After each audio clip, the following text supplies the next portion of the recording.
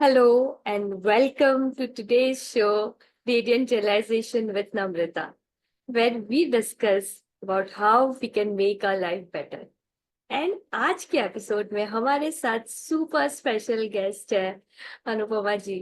She was banker for 36 years and today she is a secured wealth strategist, which means वो आपको बताएगी कि आप अपना फाइनेंशियल फ्रीडम कैसे जल्दी हासिल कर सकते हो और अपनी साइबर आइडेंटिटी कैसे प्रोटेक्ट कर सकते हो.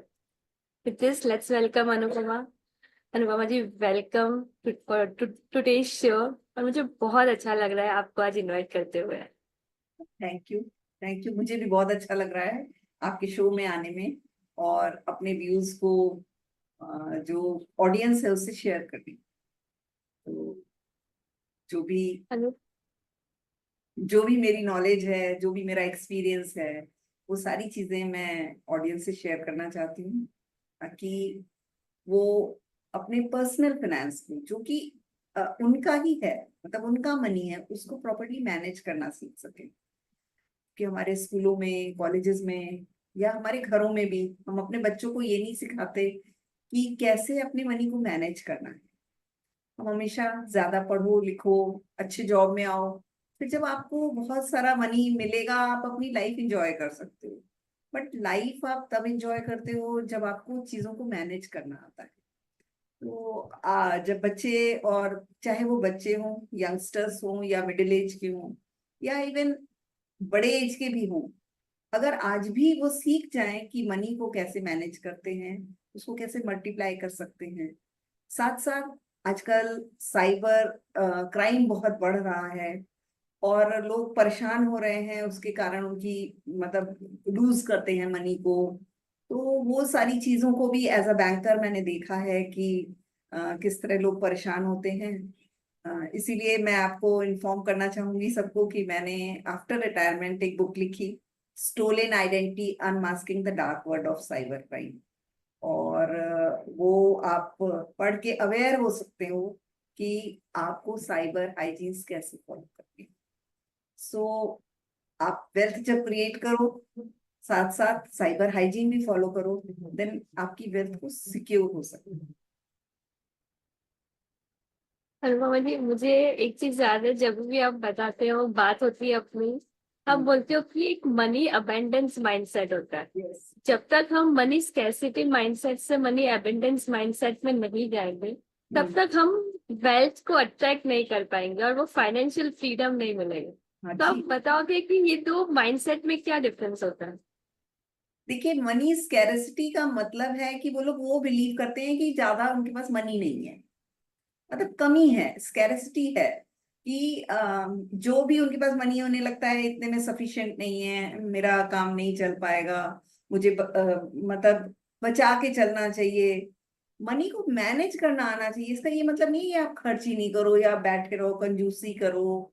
तो ऐसा कुछ नहीं करना चाहिए. वो लोग हमेशा ये सोचते हैं कि बहुत लिमिटेड है चीज और डिप्राइव महसूस करते हैं कि एक्चुअली उनको जितना चाहिए उनके पास उतना है नहीं. तो इस तरह का माइंडसेट अगर लोगों का होता है तो वो फाइनेंशियल स्ट्रेस में रहते हैं और जस्ट एक सर्वाइवल मोड पे रहते हैं कि हाँ सर्वाइव कर रहे हैं, वो अपनी लाइफ को एंजॉय नहीं कर सकते हैं. तो अगर फुलफिल लाइफ चाहिए तो अपने सबसे पहले अपने माइंडसेट को बदलना हो.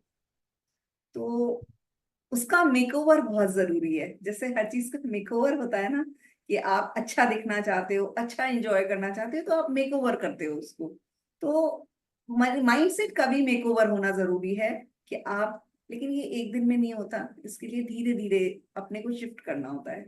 जैसे 1 डिग्री शिफ्ट करके हमारा डेस्टिनेशन बदल जाता है, वैसे ही अगर आप 1 डिग्री शिफ्ट करोगे, गुड फाइनेंशियल हैबिट्स आएंगी, देन आप आराम से जो है फाइनेंशियल फ्रीडम अचीव कर सकते हो, अबंडेंस अचीव कर सकते हो और अपनी लाइफ को एंजॉय कर सकते हो, पर्पसफुल बना सकते हो. तो अगर ये माइंडसेट आपका बदले, देन आप कैसे होगे, मतलब वो अबंडेंट माइंडसेट में क्या होगा. अब आपको पहले पता अवेयर होना चाहिए ना कि ये स्कैरसिटी माइंडसेट है, देन अबंडेंस क्या है. अबंडेंस का मतलब है कि आपको नहीं लगता कि चीजों में बहुत कमी है, आपके लिए कम है, नहीं नहीं मिलेगा ये चीज. आपको मालूम होना चाहिए कि इस यूनिवर्स में सारी चीजें हैं, मनी भी है, अपॉर्चुनिटीज भी है, सब है। पर हमारी जब वाइब्रेशन लो होगी, और वो चीजें तो हाई वाइब्रेशन की है, तो जब तक हम वाइब्रेशन अपनी मैच नहीं करेंगे तब तक हम उसको अचीव नहीं कर पाएंगे। सो आपको धीरे धीरे ये मानना है कि नहीं, सारी चीजें हैं और मिल सकती हैं, बस हमें अपने को और अपलिफ्ट करना है, हमें अपनी वाइब्रेशन को इंक्रीज करना है, बढ़ाना है। और मतलब ऑप्टिमिस्टिक रहना है। मतलब ऐसा नहीं है कि चीजें नहीं होंगी, ये चीज हमें नहीं मिलेगी, ऐसा वो नहीं वाला सिस्टम नहीं होना चाहिए। ये होना चाहिए कि नहीं, सब चीज है और हम मेहनत करेंगे, हमें जरूर मिलेगी। हम अगर उसके लिए चाहेंगे तो वो हमें मिलेगा। आपने भी देखा होगा कि अगर आप सोचो कि मुझे एक कार खरीदनी है, मान लीजिए आपको एक बढ़िया सी कोई भी कार खरीदनी है, जिसको जो भी खरीदनी हो। मान लीजिए आपने सोचा कि हम जो है मर्सिडीज खरीदेंगे, तो पहले आपको मर्सिडीज नहीं दिखती है, पर अभी आप रास्ते में जाइए तो हो सकता है हर तीसरी कार आपको जो है मर्सिडीज दिखाई देगी। तो जब आप चाहोगे तो चीजें दिखाई देंगी आपको।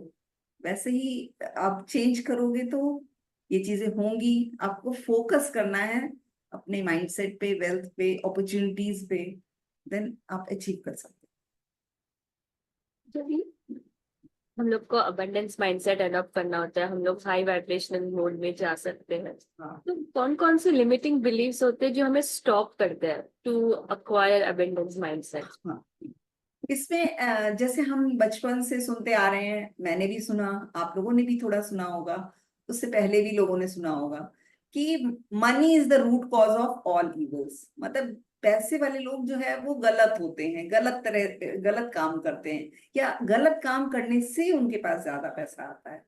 तो ये एक गलत धारणा है। और ऐसा नहीं है।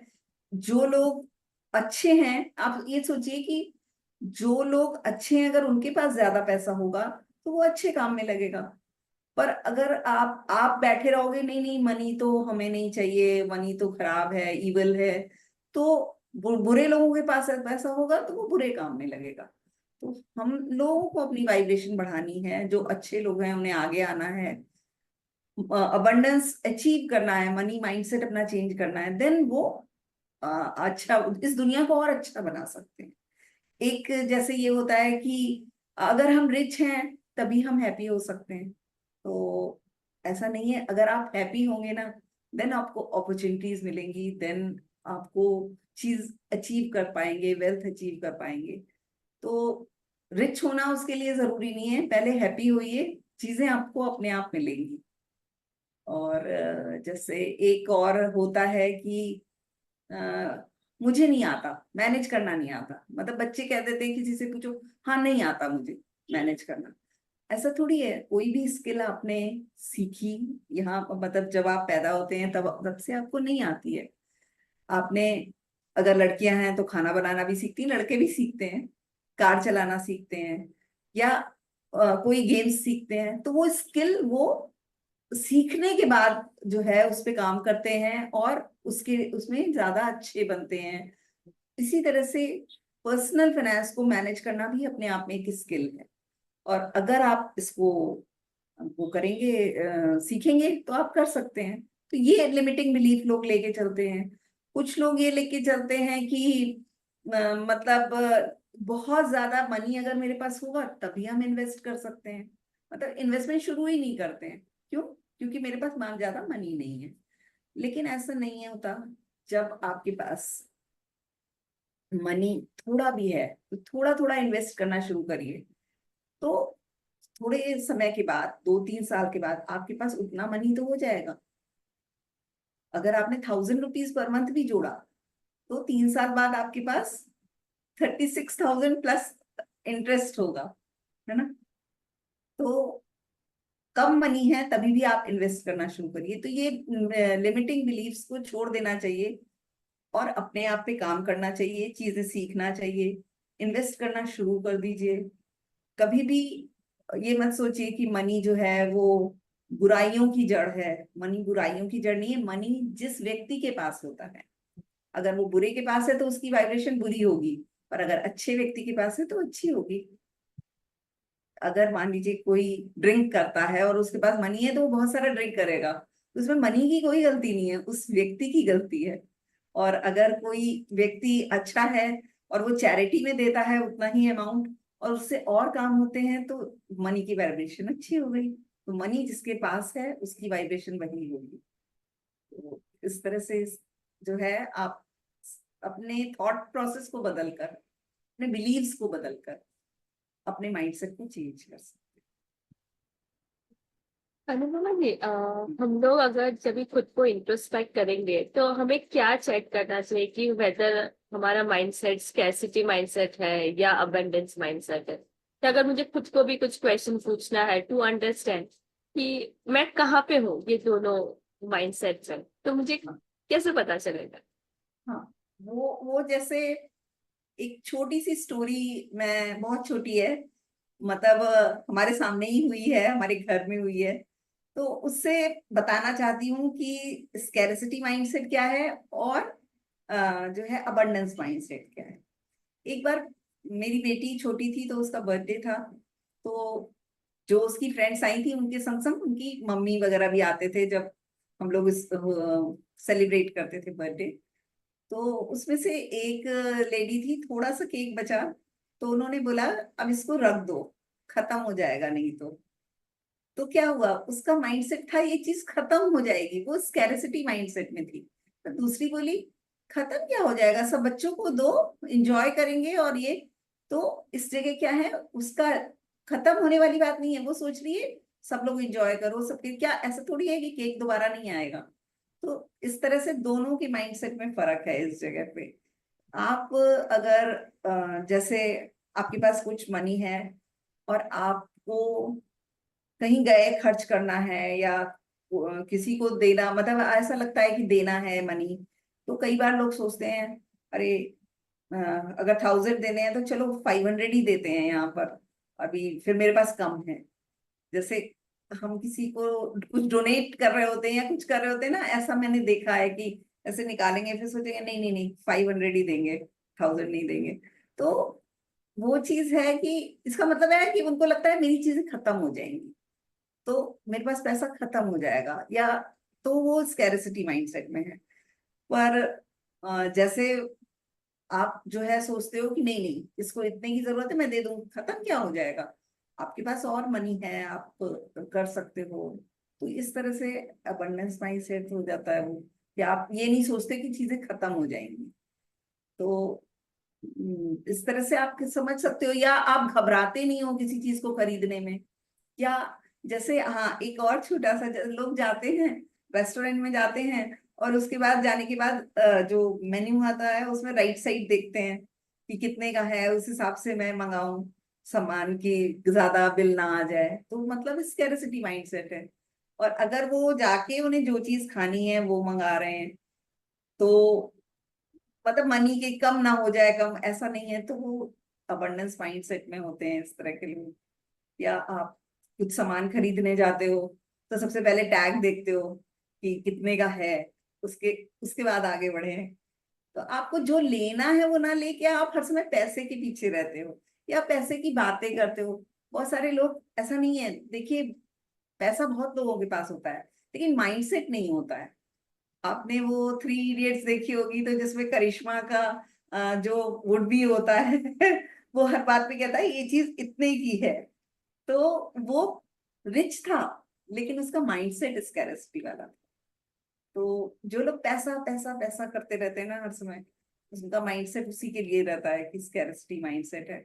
पर कुछ लोग ऐसे होते हैं जो उतने रिच नहीं भी होते हैं पर उनका माइंडसेट जो है अबंडेंस वाला होता है, उनको नहीं लगता कि खत्म हो जाने वाली है चीजें, और वो लाइफ को ज्यादा एंजॉय कर पाते हैं और पर्पसफुल। किसी किसी को शिफ्ट करना है कि एक बार पता चलेगा मेरा स्कैर्सिटी माइंडसेट है, मुझे अबंडेंस माइंडसेट में जाना है, मुझे एंजॉय करना है जो मेरा पैसा है, तो हम्म वो कैसे शिफ्ट कर सकते वो अपने आप को धीरे धीरे, जैसे पहले आपके नेगेटिव थॉट्स हैं या नेगेटिव अफर्मेशंस बोलते हैं, या अपने आप सेल्फ टॉक जो आप करते हो, है ना, सेल्फ टॉक में आप कई बार बोलते हो ना कि ये नहीं हो सकता, मैं जैसे नहीं मैनेज कर पा रहा हूँ मनी, तो आप ये बोलिए मैं मैनेज करना सीख रहा हूँ, या मैं मैनेज करना सीख रही हूँ, और मैं एक अच्छा बजट बना के और इस चीज को अचीव कर सकते हैं। इस तरह धीरे से शिफ्ट होगा। आप एक तरफ एकदम से कह दे रहे हो मुझे नहीं आता, मुझसे नहीं होगा, एक तरफ कह रहे हो नहीं नहीं हम सीखेंगे और करेंगे।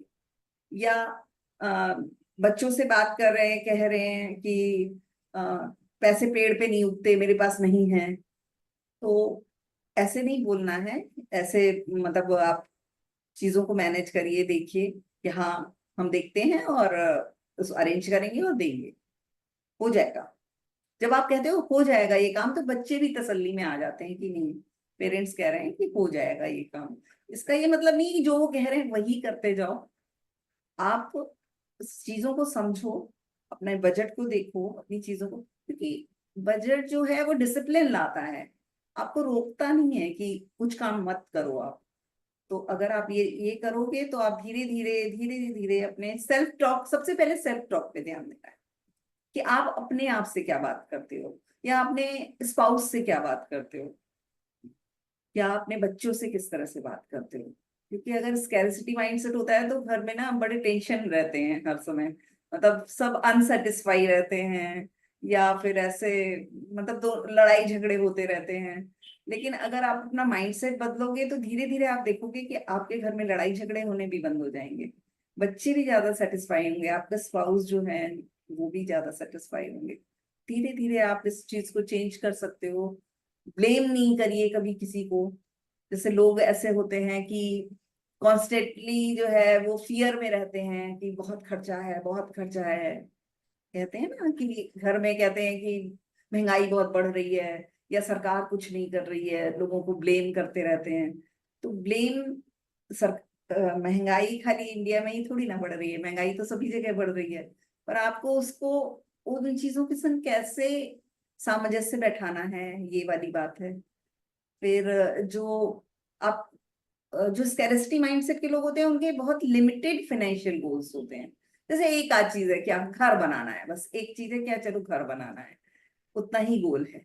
लेकिन जो अवेयरनेस माइंडसेट वाले हैं वो सोचते क्या है, नहीं नहीं सभी चीजें अचीव की जा सकती हैं, हर एक के लिए अलग अलग हम डिवाइड करते हैं कि कब हमें प्लान बनाएंगे, फाइनेंशियल प्लान होगा तो कब मुझे कार खरीदनी है, कब मुझे घर खरीदना है, कब बच्चों को बाहर भेजना है पढ़ने के लिए, जो भी आपके गोल हैं।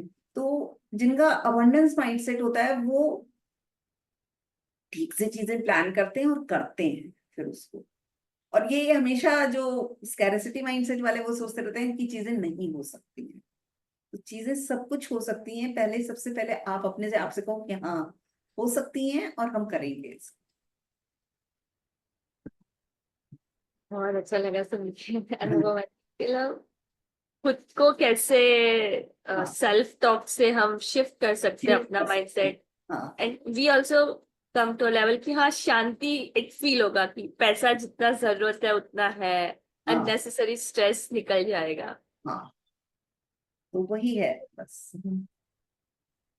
आपने थोड़ा सा बजटिंग के बारे में बताया, तो मैं आपसे जानना चाहती हूँ कि क्या इम्पोर्टेंस होता है बजटिंग का when it comes to money and spending. हाँ एक्चुअली बजट नाम से एकदम से जो भी कोई लोग होते हैं वो घबरा जाते हैं कि मतलब ये तो बहुत ज्यादा नंबर्स का खेल है, इसको कैसे बनाएंगे, क्या करेंगे। लेकिन ऐसा नहीं है, बजट बनाने का मतलब है आप अवेयर हैं अपने मनी के लिए, कि मनी जो आ रहा है इनकम के रूप में वो कैसे खर्च हो रहा है। क्योंकि अगर आप अवेयर नहीं होंगे तो महीने के अंत में आप सोचेंगे ना कि इतना मनी था वो गया कहाँ। तब इसका मतलब है मनी आपको रूल कर रहा है। बजट बनाते हैं जब आप, तो आप मनी को रूल करते हैं, आप जितना जिस जगह खर्च करना चाहते हैं वहां उतना खर्च करते हैं। तो बजट बनाने के लिए सबसे पहले तो आप अपने एक्सपेंसेस को ट्रैक करना शुरू करिए, डेली एक्सपेंसेस को ट्रैक करिए, चाहे वो आप कार्ड से कर रहे हो, चाहे आप कैश कर रहे हो। आजकल कैश तो बहुत कम लोग करते हैं, कार्ड से ही करते हैं। लेकिन अगर आप ध्यान नहीं देंगे तो कई बार आजकल जो मैं कह रही हूँ साइबर क्राइम होता है, तो आपके कार्ड से किसी दूसरे ने खर्च कर लिया। मेरे साथ भी हुआ एक दो बार, लेकिन हम अलर्ट थे तो उसको रोक पाए। कि ये कैसा ट्रांजैक्शन दिख रहा है। पर आपको अगर कुछ मालूम ही नहीं है तो वो तो मतलब आपको पता भी नहीं होगा और खर्च हो जाएंगे पैसे, उस कार्ड से भी निकल जाएंगे। तो आप सबसे पहले तो ट्रैक करिए, चाहे आप किसी बुक में मतलब नोटबुक में नोट करिए, चाहे किसी ऐप को लीजिए, चाहे गूगल शीट में कोई चीज बना लीजिए और उसमें डेली लिखते जाइए। और जब आप चीजों को लिखेंगे तो आपको पता चल जाएगा कि आपके घर में एक एवरेज ग्रोसरी में कितना खर्च होता है या ट्रांसपोर्टेशन में कितना खर्च होता है। फिर एक फ्लेक्सिबल बजट बनाइए आप अपना, मतलब जिसमें एक रेंज लिखिए कि हाँ भाई 5,000 से 7,000 के बीच ग्रोसरी आ जाती है, ट्रांसपोर्टेशन में 2,000 से 2,500। तो ऐसे एक मतलब मोटा मोटा सा बजट बना लेना चाहिए, फ्लेक्सिबल सा। और उसको ट्रैक करते रहना चाहिए कि कहाँ कितना खर्च हो रहा है।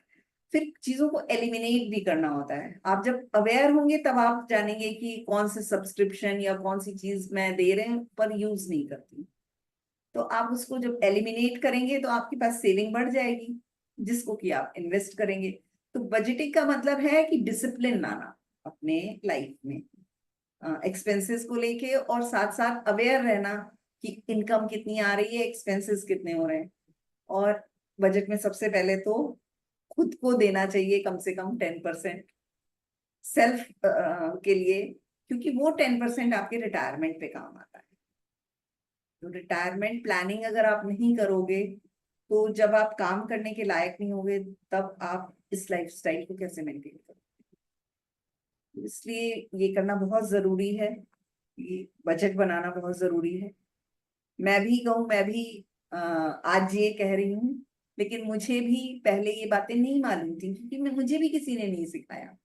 मैं भी जैसे मम्मी को करते देखती थी वैसे करने लगी, या घर में जो हो रहा है, बहुत एक्स्ट्रा खर्च नहीं करती थी पर बजट नहीं बनाती थी मैं अपना कभी।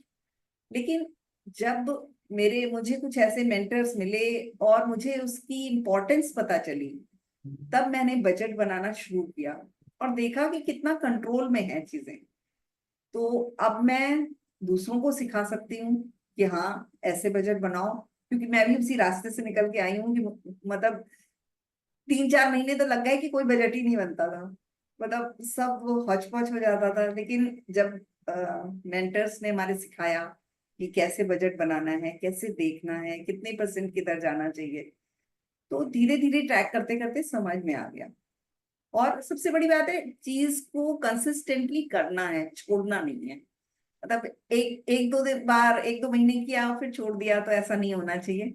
आप सोच लीजिए मुझे अपने मनी को अपने कंट्रोल में करना है, देन आप बजट भी बनाएंगे, फाइनेंशियल प्लानिंग भी करेंगे, सभी कुछ करेंगे। क्यों? क्योंकि ये चीज आपको फाइनेंशियली पीस ऑफ माइंड देगी।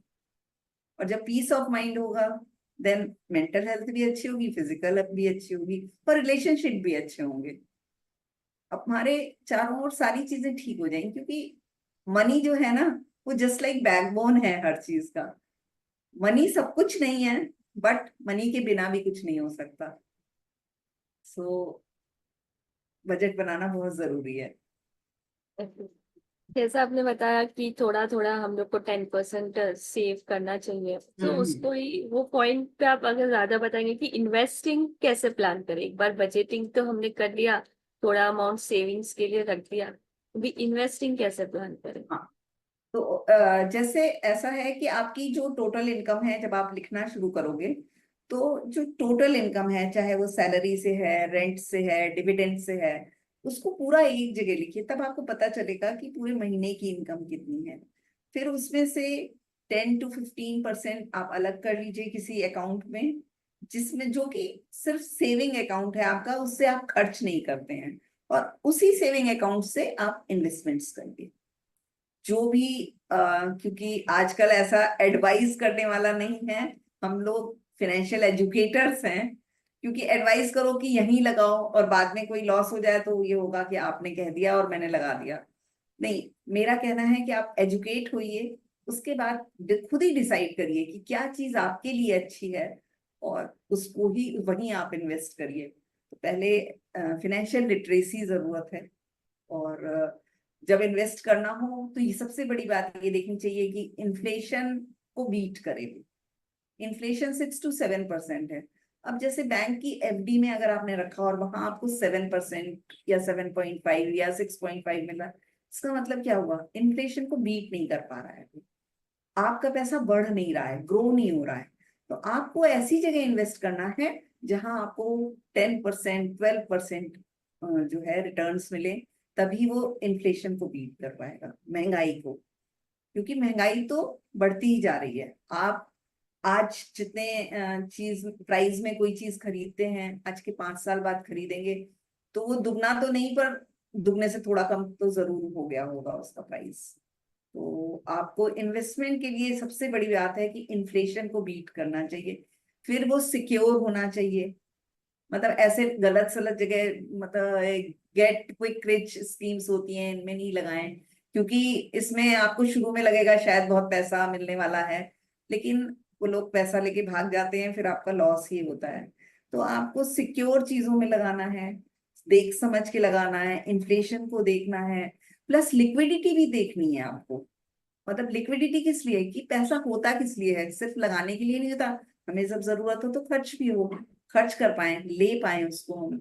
तो इसलिए आपको जरूरी है कि 3 4 चीजों का ध्यान रखना है, इन्फ्लेशन का, लिक्विडिटी का, रिटर्न्स का। तो आप ध्यान रख के इससे इन्वेस्ट कर सकते हैं। और गोल्स जरूर अपने बनाएं कि आपके, और गोल्स बनाने के लिए सबसे बड़ी बात है कि आपकी वैल्यूज क्या है, ये आपको मालूम होना चाहिए। कि आपको क्या, जैसे कोई किसी की वैल्यू है फैमिली, तो वो क्या चाहेगा कि उसको बड़ा घर चाहिए ताकि उसके बेटे बहू सब उसमें रह सकें। तो वो गोल बनाएगा अपना कि मुझे बड़ा घर बनाना है। लेकिन हो सकता है कोई व्यक्ति ऐसा हो जिसकी वैल्यूज में क्या है, उसको घूमना है, उसको वर्ल्ड टूर करना है। तो उसका गोल क्या होगा? वर्ल्ड टूर के लिए पैसे जोड़ना है। तो आपको अपने गोल्स अपनी वैल्यूज से अलाइन करना चाहिए, तभी आप ग्रो कर पाएंगे, तभी आप आगे बढ़ पाएंगे। सो मतलब अपनी वैल्यूज को समझिए, फिर अपने गोल्स डिसाइड कीजिए। और एक चीज और कहूंगी कि गोल्स, आपके फाइनेंशियल गोल्स जो भी हों, जो आपकी ऑफिस टेबल है या घर में कहीं रिटन होने चाहिए और आपके सामने होने चाहिए, ताकि आप उन्हें भूले नहीं। क्योंकि जिन लोगों के गोल्स रिटन नहीं होते हैं, लिखे नहीं होते हैं, वो लोग उसको फॉलो नहीं कर पाते हैं, भूल जाते हैं। तो ये जरूर होना चाहिए, तो वो लोग प्रॉपर इन्वेस्टमेंट कर सकते हैं और ट्रैक पे रह सकते तो अनुपमा जी, अभी सेविंग्स, इन्वेस्टमेंट, बजटिंग, ये सब तो हमने डिस्कस कर लिया। हैं। बट एक चीज अभी क्या होता है ना, अभी जॉब सिक्योरिटी बहुत कम हो गया है। हाँ। एंड इम्पोर्टेंट हो जाता है कि मल्टीपल सोर्स ऑफ इनकम हो।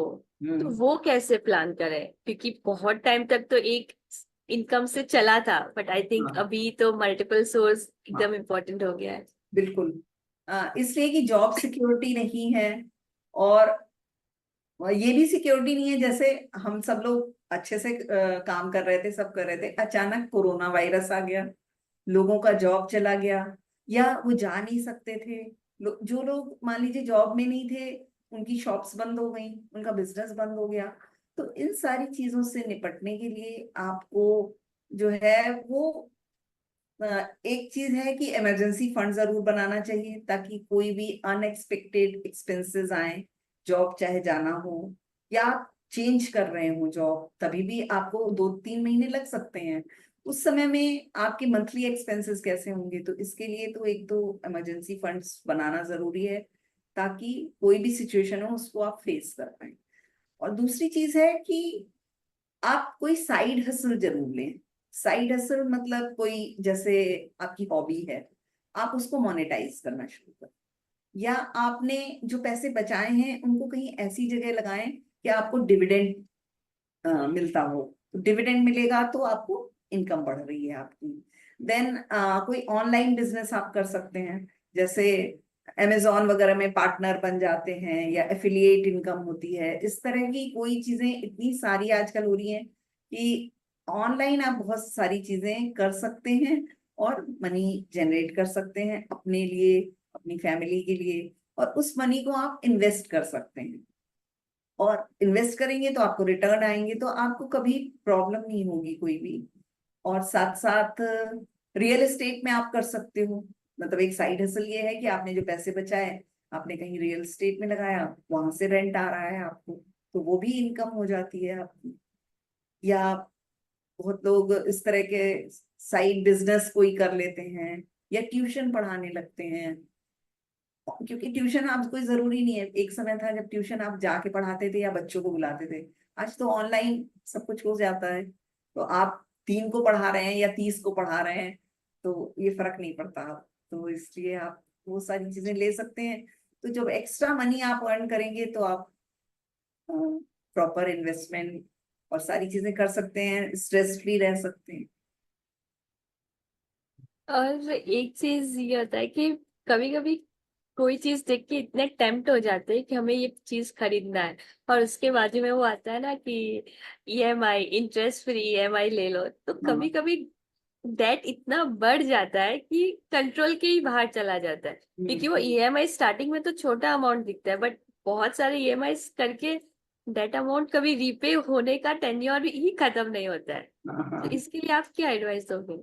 हाँ, सबसे पहली एडवाइस तो ये है कि जो भी अभी मान लीजिए आपको अभी तक कुछ नहीं मालूम था, तो आपके पास डेट है, एक नहीं है, 3 4 हैं, आपको लगता है आप डेट ट्रैप में हैं, तो सबसे पहले तो आपको कहीं नोट डाउन करिए, किसी नोटबुक में करिए या अपने मोबाइल पे जहाँ आपको इजी हो वो वहां करिए। तो आपने वो लोन कब लिया था और कितना लिया था, उसका रेट ऑफ इंटरेस्ट क्या था, अभी उसका आउटस्टैंडिंग बैलेंस क्या है। तो इस तरह से पूरा जो भी आपके 4 5 6 लोन हो सबको लिख लीजिए। फिर आप उसमें 2 3 मेथड होते हैं इसको, कि सबसे पहले तो देखिए क्या चीज इजी पड़ रही है आपको। कहूंगी तो ये कि जो ज्यादा रेट ऑफ इंटरेस्ट पे लोन है उसको सबसे पहले खत्म करिए। तो क्यों, क्योंकि आपको जितना आपने लिया है उससे बहुत ज्यादा देना पड़ रहा है, स्पेशली क्रेडिट कार्ड के जो हम लेते हैं उसको लोन ही कहा जाएगा, क्रेडिट कार्ड से हम खर्च करते हैं और जब महीना पूरा हो जाता है तो देते हैं। इनकेस आप मिनिमम बैलेंस देते हैं, नहीं देते हैं, तो उस पे जो रेट ऑफ इंटरेस्ट है वो 35 to 40% होता है, जो कि बहुत ज्यादा होता है। पर आपके सामने कैश ट्रांजेक्शन नहीं हो रहे होते हैं, इसलिए आपको कुछ पता नहीं चलता है। अचानक आप देखते हैं अरे बिल तो बहुत ज्यादा है, अब कैसे देंगे, ऐसे लगने लगता है। तो आपको सबसे पहले तो उनको खत्म करना है। अगर आपके पास 4 5 क्रेडिट कार्ड है तो कम से कम सबसे कम जिसमें बैलेंस हो ना उसको एक को खत्म कर दीजिए। 2 से ज्यादा क्रेडिट कार्ड नहीं रखिए, मैं ऐसा सजेस्ट करती हूँ लोगों को। क्रेडिट कार्ड खराब नहीं है, बस आपको उसको मैनेज करना आना चाहिए, समझ आनी चाहिए कि इसको हमें कैसे यूज करना है और कब यूज करना है। अब आप हर चीज के लिए अगर उसी को स्वाइप करने लग जाएंगे तो वो गलत होगा। तो इस तरह से आप सबसे बड़ा जो ज्यादा रेट ऑफ इंटरेस्ट पे है उसको सबसे पहले खत्म करें, या जो सबसे कम आउटस्टैंडिंग बची है उसको खत्म कर दीजिए। ऐसा करने से क्या होगा कि जो उसकी ईएमआई बचेगी ना उसको ज्यादा रेट ऑफ इंटरेस्ट पे जो है उस ईएमआई को उसके संग कर दीजिए, मतलब ईएमआई बढ़ा दीजिए, तो वो जो ज्यादा रेट पे है वो खत्म हो जाएगा। या आप एक काम और कर सकते हैं, कि मैं बैंक में थी तो लोगों को ये सजेस्ट करती थी कि आपको 12 ईएमआई देनी होती है ना, आप किसी भी तरह करके 13 दे दो या 14 दे दो, तो वो लोन जल्दी खत्म हो जाएगा। क्योंकि लोन के इंटरेस्ट की भी कंपाउंडिंग होती है ना, वो भी बढ़ता चला जाता है। तो आप अगर एक एक्स्ट्रा या 2 एक्स्ट्रा ईएमआई दे दोगे बीच में तो आपका लोन जल्दी खत्म हो जाएगा। या एक काम और कर सकते हैं कि हर महीने अगर आप इतना ट्रैक करते हैं तो कम से कम इंटरेस्ट जितना लगा है उतना तो जमा कर दीजिए एक्स्ट्रा। ईएमआई के अलावा जो उस महीने का इंटरेस्ट लगा है वो जमा कर दीजिए। इसका मतलब है प्रिंसिपल पे ही अब इंटरेस्ट लगेगा, इंटरेस्ट पे इंटरेस्ट नहीं लगेगा, तो वो बढ़ने नहीं पाएगा। तो इस तरह से आप इन चीजों को धीरे धीरे खत्म कर सकते हैं, एकदम कोई मैजिक तो नहीं हो सकता, बट और कोई नया लोन लेना सबसे बड़ी बात है। जब आपने सोच रखा है कि ट्रैप से बाहर आना है, डेट ट्रैप से, तो आप नेक्स्ट कोई न्यू लोन नहीं लेना चाहिए उस समय में।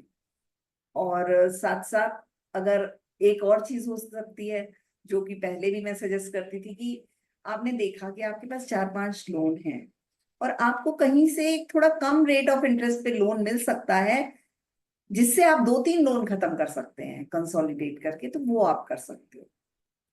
मान लीजिए कोई आपका कार्ड है जो 35% इंटरेस्ट आप दे रहे हो, कहीं आप 15% दे रहे हो, पर आपको एक लोन, आप बैंक में जाके बात करो, और अगर आपको एक लोन मिल जा रहा है 10% पे रेट पे, तो वो ले लो आप, और उससे वो सारे लोन खत्म कर दो, जितने हो सकते हैं उतने तो कर दो। इस तरह से डेट ट्रैप से आप एक डिसिप्लिन में चलेंगे तो आप बाहर आ सकते हो। ऐसा कोई और मुश्किल नहीं है इससे बाहर आना। और एक चीज जो आजकल बहुत चल रहा है अनुपमा जी, हाँ, इट इज कि अ, ये क्रेडिट कार्ड पे ये ऑफर है तो हम ये, जैसे गोल्ड क्रेडिट कार्ड है, पेट्रोल कार्ड है, या हाँ। मॉल्स में जाते हैं तो ये क्रेडिट कार्ड पे इतना कैशबैक मिलेगा। जैसे आप बता रहे हो कि दो क्रेडिट कार्ड मैनेजेबल होते हैं, बट जब भी इतने सारे ऑफर्स अलग अलग क्रेडिट कार्ड पे है और हमें हर चीज लेनी है तो कैसे करें? नहीं, उतना लालच में नहीं आना चाहिए ना कि आप लालच में आओ कि ये इसमें ये मिल रहा है, इसमें ये मिल रहा है, तो फिर तो आप डेट ट्रैप में फंसते ही जाओगे। वो आपको कहना चाहिए फॉर द टाइम बीइंग चीजों को एंजॉय कर लोगे, लेकिन लॉन्गर रन में आप डिप्रेशन में आओगे, स्ट्रेस में आओगे, बहुत सारी प्रॉब्लम्स हो जाएंगी जिनको बाद में मैनेज करना मुश्किल हो जाएगा। तो एट प्रेजेंट आपने एंजॉय कर लिया, उससे क्या फायदा है? ये कुछ शॉर्ट पीरियड का एंजॉयमेंट है। एक्चुअली आपको लॉन्ग टर्म में अगर खुश रहना है तो डिसिप्लिन में रहना बहुत जरूरी है। हम कोविड के बारे में भी बात कर रहे थे, वो एकदम अनएक्सपेक्टेड था, तो वैसा मेडिकल इमरजेंसीज अनएक्सपेक्टेड होती है, या हम्म। अभी तो बहुत सारे जॉब्स भी अनएक्सपेक्टेड हो गए, हाँ। तो ऐसा अनएक्सपेक्टेड इमरजेंसीज आ गया तो हम्म। उसके लिए पहले से कैसे प्रिपेयर होके रह सकते हाँ, आप जब भी अपनी प्लानिंग कर रहे हो, बजटिंग कर रहे हो, तो आपको एक फंड, सिक्योर फंड या इमरजेंसी फंड बनाना चाहिए कि कोई भी, मान लीजिए अचानक आपकी कार खराब हो जाए, और आपने इंश्योरेंस तो लिया हुआ है, और लेकिन मतलब इंश्योरेंस में सारे पैसे कई बार नहीं मिल रहे होते हैं, आपको अपने भी लगाने होते हैं, या आपके यहाँ कोई अचानक घर में रिपेयर हो जाए जिसमें बहुत ज्यादा पैसे खर्च होते हैं, या अचानक कोई बीमार पड़ जाए, जो तो क्या होता है कि उस समय हम या तो अपने दोस्तों से, रिश्तेदारों से, या बैंक में जाके लोन, पर्सनल लोन ले लेते हैं जो रेट, ज्यादा रेट पे मिलता है, या क्रेडिट कार्ड स्वाइप कर देते हैं। बहुत सारे लोग हेल्थ इंश्योरेंस भी नहीं लेते हैं कि उन्हें लगता है कि उनके पास इतना पैसा है कि वो सब कुछ कर देंगे, लेकिन हेल्थ के मतलब ये जो मेडिकल एक्सपेंसेस हैं उनका इन्फ्लेशन 10 to 12% है, तो वो भी बहुत महंगा होता चला जा रहा है सारी चीजें। तो उन लोगों को पहले से प्लान करना है, और इमरजेंसी फंड बनाने के लिए अगर नहीं बनाया है तो थोड़ा थोड़ा अलग रखना शुरू करें, बचाना शुरू करें। और ये जो इमरजेंसी फंड है उनको अपने मंथली एक्सपेंसेस का 6 टाइम्स जरूर से बनाना चाहिए। 6 नहीं बना पा रहे हैं तो कम से कम 3 टाइम्स तो बनाए ही उसको। तो वो अगर उतना उनके पास होगा तो उन्हें किसी तरह का स्ट्रेस नहीं होगा, और कोई भी चीजें अचानक जब होंगी तो वो उसको मैनेज कर पाएंगे। और जो ये इमरजेंसी फंड आप बनाओगे अपने लिए, तो आप सोचोगे इसको रखेगा, कुछ तो इन्वेस्ट कर रहे हैं, कुछ सेविंग में पड़ा है, तो जो आपके मान लीजिए 50,000 आपके एक्सपेंसेस हैं, इनकम है घर की, एक्सपेंसेस नहीं इनकम, तो इनकम में क्योंकि आता है फिर सारे खर्चे आएंगे, ईएमआईज आएंगी, सभी कुछ आएगा, तो आपको 6 टाइम्स ऑफ इनकम करना है। तो इनकेस आपकी 50,000 इनकम है तो आपको 3 लाख तक आपके पास इमरजेंसी फंड होना चाहिए। अब ये 3 लाख को रखना कहाँ है आप सोचोगे, तो रखने के लिए आपको कुछ पैसा तो घर में कैश भी रखना चाहिए, क्योंकि घर में कैश होता है ना तो थोड़ा अंदर से मजबूती लगती है कि हाँ पैसे हैं, और कहीं अचानक कोई बात हो गई तो हैं पैसे पास में। मान लीजिए एटीएम कार्ड नहीं चला, मान लीजिए कोई मशीन जहां आप स्वाइप करना है वो नहीं चल रही है, कैश है तो आप काम कर सकते हो। तो मैंने अपना एक फॉर्मूला बनाया हुआ है कि 10 to 20% ऑफ इमरजेंसी फंड आपको घर में कैश रखना चाहिए, और 20 to 30% आपको सेविंग अकाउंट में रखना चाहिए कि आप जरूरत पड़ जाए अचानक तो सेविंग अकाउंट से निकाल के दे सकते हो। और रेस्ट अमाउंट को या तो किसी लिक्विड फंड में डाल दीजिए, या एफडी भी उसकी एफडी से कम मिलता है, रेट ऑफ इंटरेस्ट कम मिलता है, इन्वेस्टमेंट के लिए नहीं ठीक है, लेकिन इमरजेंसी फंड आप उसमें रख सकते हो, क्योंकि वो एफडी लेके जाओगे या नेट बैंकिंग से आपने एफडी बना रखी है तो उधर आपको 6.5-7% मिल रहा होगा, प्लस मतलब सेविंग में कम मिलता है तो उधर कुछ मिल भी रहा होगा, और जरूरत पड़ेगी तो आप उसको ब्रेक करके और कोई भी इमरजेंसी के लिए यूज कर सकते हो उसको। इस तरह से आप अपनी इमरजेंसीज के लिए ठीक से प्रिपेयर रह सकते रिटायरमेंट प्लानिंग के बारे में कब से सोचना चाहिए? हो। मैं तो कहूंगी कि जिस समय आप अपना जॉब शुरू करते हो या बिजनेस शुरू करते हो, कुछ भी, क्योंकि सब लोग एक से नहीं होते, कोई जॉब में है, कोई बिजनेस में है, कोई सेल्फ एम्प्लॉयड है, कैसे भी कर रहे हैं लोग। तो जिस दिन से वो काम शुरू करते हैं, एक्चुअली उस दिन से ही शुरू, जब आपने किसी ऑफिस में ज्वाइन किया, है ना, आज तो लोग जॉब बदलते हैं, पर उस दिन से ही मालूम होता है कि कब रिटायर होंगे, है ना।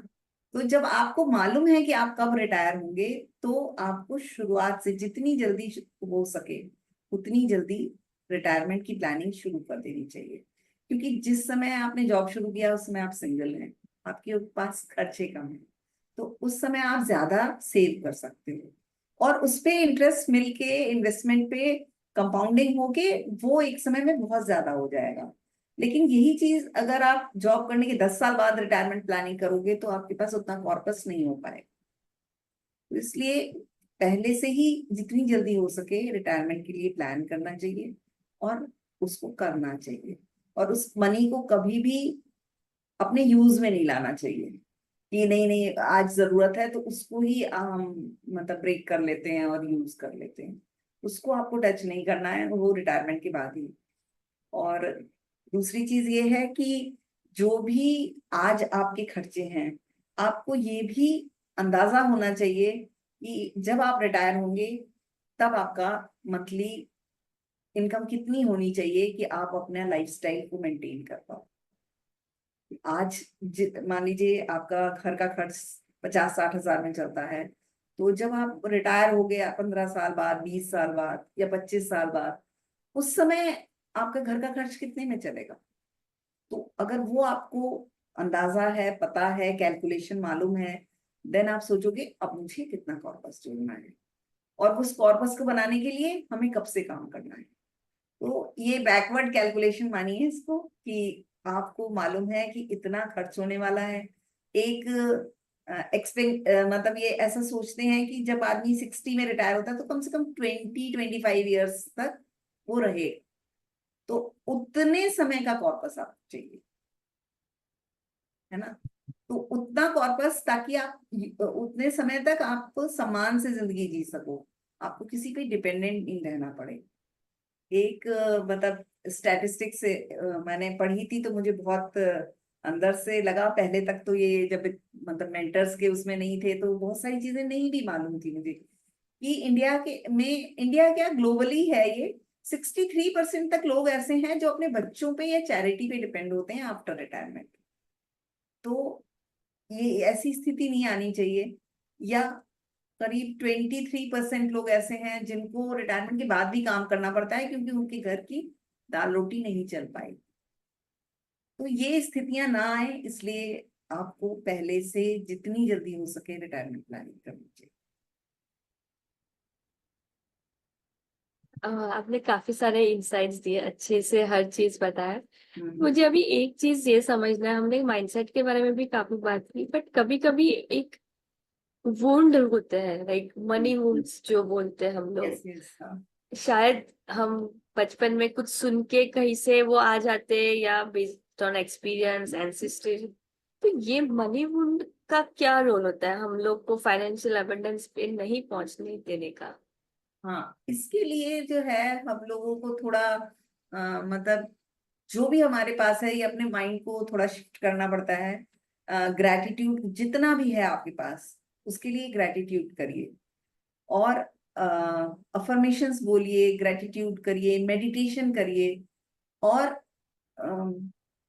क्योंकि आपको लग रहा है आपके पास बहुत कम है, पर अगर आप नीचे देखेंगे तो बहुत लोग ऐसे हैं कि आप उनके पास उससे भी कम है, वो कैसे रह रहे हैं, तो आप तो उनसे बेटर है ना।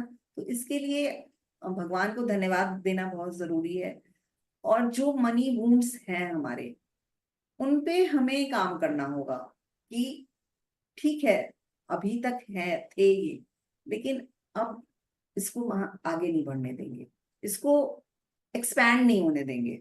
तो जब हम पहले सबसे पहले तो रोकेंगे ना कि एक्सपैंड ना हो वो, तो इसका मतलब वो बढ़ना बंद हो गया, कम से कम एक जगह तो टिक गया। अब उसको धीरे धीरे अपने ग्रेटिट्यूड से, अफर्मेशन से, मेडिटेशन से, हम उसको धीरे धीरे जो है पॉजिटिव टॉक करके अपने चारों ओर जो लोग हैं उनसे प्रॉपरली मनी के बारे में बात करना है। ये नहीं कि बहुत महंगाई बढ़ गई है और सरकार कुछ नहीं कर रही है, इस तरह से बातें नहीं बोलना है। हर चीज आपके बस में है, आप उसको कर सकते हो। तो धीरे धीरे ये इमोशनल जो होते हैं ना, वुंड्स होते हैं, तो उनको आप हील कर सकते हो। और वो भी आप ही के हाथ में है, क्योंकि दूसरा कोई नहीं हील करेगा।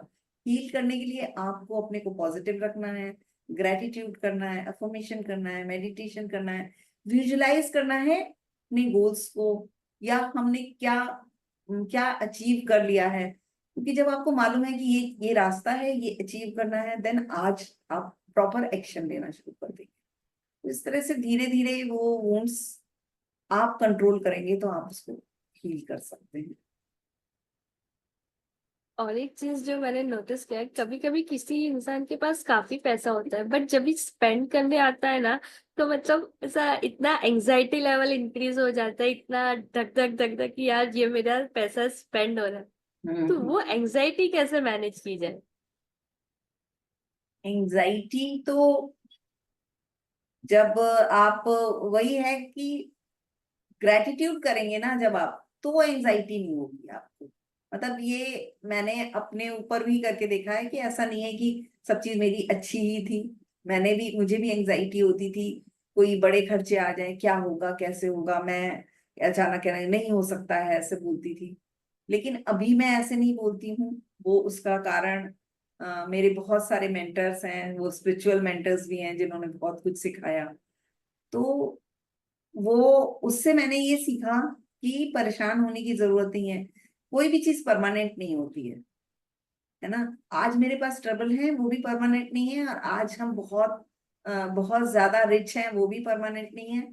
तो हमें उस पे काम करना चाहिए कि अपने माइंडसेट को सही रखिए, इंटेंशन सही रखिए, और ईश्वर पे विश्वास रखिए, तो आप सारी चीजों को से मतलब निपट सकते हैं, एंजाइटी दूर होगी।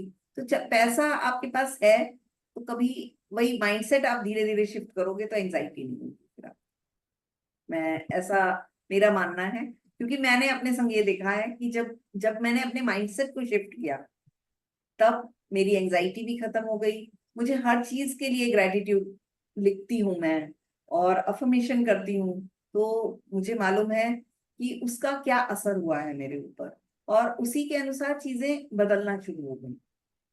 तो जैसे कहते हैं ना कि हम अपनी नजर बदलेंगे तो नजारे बदल जाएंगे। तो हमें अपनी नजर बदलनी है, क्योंकि पैसा कितना भी हो, लेकिन मतलब आप अपनी नजर को नहीं बदलेंगे तब तक आप उसको नहीं इंजॉय कर सकते हैं। लाइफ भी नहीं अच्छी होगी, पर्पसफुल नहीं होगी। तो अगर अच्छी लाइफ चाहिए तो सबसे पहले माइंडसेट बदलना है। और अभी अबेंडेंस वाले माइंडसेट में जाना है तो डेली पे क्या क्या हैबिट्स इनकलकेट करनी चाहिए ताकि हम धीरे धीरे करके एक पॉजिटिव एंड अबेंडेंस माइंडसेट में चले जाएं? इसके लिए एक्चुअली कुछ डेली रूटीन्स फॉलो करने चाहिए। और अगर आपके पास टाइम नहीं है, तो भी आप ऐसे कुछ 15-20 मिनट इसके लिए निकालिए। जैसे आप सबसे पहले बात तो है कि मनी स्पेंडिंग के लिए या बजट बनाना, हर चीज के लिए माइंडफुल रहिए। मतलब ऐसे नहीं करना चाहिए कि आपको पता ही नहीं है क्या हो रहा है। माइंडफुल रहेंगे तो आप हर चीज से अवेयर रहेंगे। आप चाहे तो 2 मिनट का मेडिटेशन करिए, विजुअलाइजेशन करिए, अपने गोल्स को मतलब अगर रोज लिख नहीं सकते हैं तो बोलिए कम से कम। ग्रेटिट्यूड जो है वो बोलिए।